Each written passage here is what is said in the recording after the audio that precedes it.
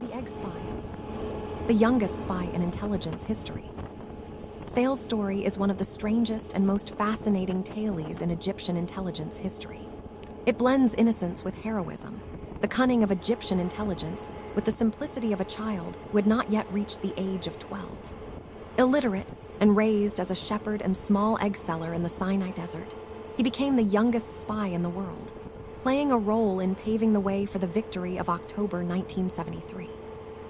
In 1968, while Egypt was still recovering from the wounds of the 1967 defeat, Egyptian general intelligence was waging a secret war no less fierce than military battles, aiming to gather precise information about the Israeli enemy inside occupied Sinai. In the heart of the desert, where young Saleh lived with his father, Sheikh Adia, and his mother, Mabrouka Alam el-Din, near a remote well, a coincidence would change the course of his life and his country's fate. Saleh spent his days herding sheep and raising chickens, unaware that his childlike imagination would lead him into the world of espionage and secrets. One day, an Egyptian intelligence officer named Kalani arrived in the area, disguised as a Bedouin drug smuggler, attempting to connect with locals while waiting for a shipment. By chance, Saleh's father hosted him in their modest hut, and there, the spark of the story began. Initially, Kalani sought to recruit the father, but he quickly noticed the child's sharp intelligence and extraordinary intuition. Saleh possessed a photographic memory. He could draw everything he saw during the day, and had remarkable natural intelligence despite an appearance that suggested naivety, even foolishness. In their first encounter, when Kalani claimed to be a drug smuggler, the boy flatly denied it. When asked why, Saleh replied, "A smuggler avoids talking to strangers. If he talks, he says very little. He prefers to be alone, not social. But you ask too many questions, that's not how smugglers behave. Also, your skin doesn't look like someone who works in the desert, and your hands are soft, like a government employee, not a smuggler." This unique intelligence inspired Kalani with a bold idea. Recruit the child himself to become the eyes of Egyptian intelligence inside enemy positions.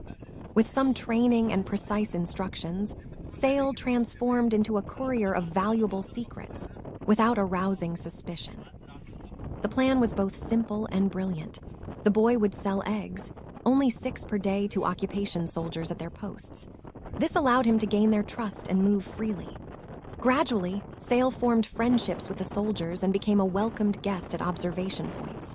He joked and played with them, while his young eyes recorded every detail: artillery positions, barbed wire lines, number of guards, and officers' quarters. He also sketched the types of vehicles, military equipment, and convoys he saw each day, carefully counting each one.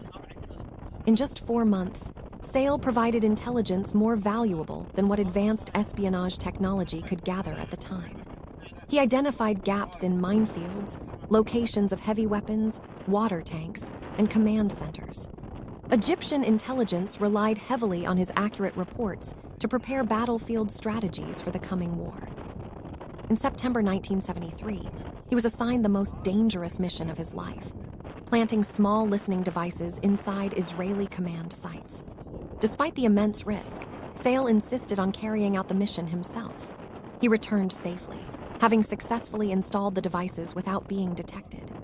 These devices enabled Egyptian intelligence to monitor enemy movements and orders in the days leading up to the October War, playing a crucial role in the success of the Great Crossing. During this mission, Saleh formed friendships with several Israeli soldiers and officers, including a Yemeni-origin Jewish officer named Jafar Darwish, who worked at the Jebusat site. Jafar treated Saleh with kindness and respect, often giving him officer-grade canned food. 20 days before the war, orders were issued to move Saleh and his family to Cairo for their safety. There, they were received by President Anwar Sadat in Mit Abu el-Kham, who honored Saleh and his family, who were astonished to learn that their son had been working for Egyptian intelligence. A few days after the war began, Saleh asked Officer Kalani, "Has the Jebusat site fallen?" The one where his friend Jafar Darwish had been stationed. Kalani confirmed it had. Saleh then asked if a Yemeni-origin officer named Jafar Darwish was among the prisoners. When Kalani said yes, Saleh requested to send him special food he would prepare himself. His request was granted. An intelligence officer personally delivered the food to the captured officer, telling him, "This is from the boy Saleh Adia, the one you once treated kindly." After the victory, Saleh was honored for his heroism. Egyptian intelligence sponsored his education until he eventually became a high-ranking officer in one of the security agencies, sitting at the very same desk once occupied by Officer Kalani, who had believed in him from the very beginning.